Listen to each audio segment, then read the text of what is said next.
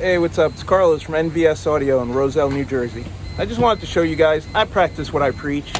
I'm a big fan of using oxygen-free copper wire. We try and use the thickest wire possible to give the most current to our amplifiers and to the speakers after the wire leaves the amplifier. Check this out. So we have a little 750 watt AD Designs amplifier. It's going in this G Wagon, pushing a single 12.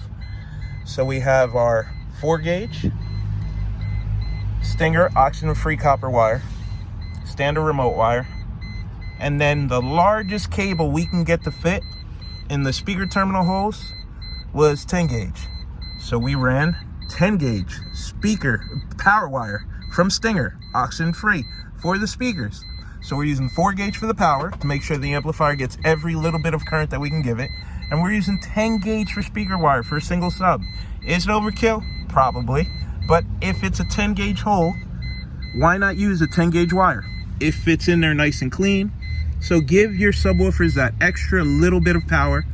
Give your amplifiers the most current possible so it can do its job. Everything's just gonna work better. This job's never gonna come back with an issue or failure.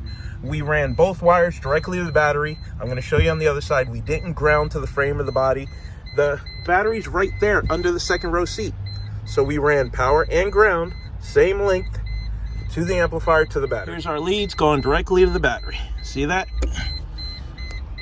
Is it a pain in the ass? A little bit, but we had to run the power wire anyway. Why not take the time and run the ground wire too? It's just a better way to do it. XT90 quick disconnects to make the woofer serviceable. So you can remove the enclosure to service the truck and then plug it back in. XT90 connectors are awesome. It fits a 10 gauge wire, no problem. You can fit an 8 gauge too. Look how that wire fits all the way in there.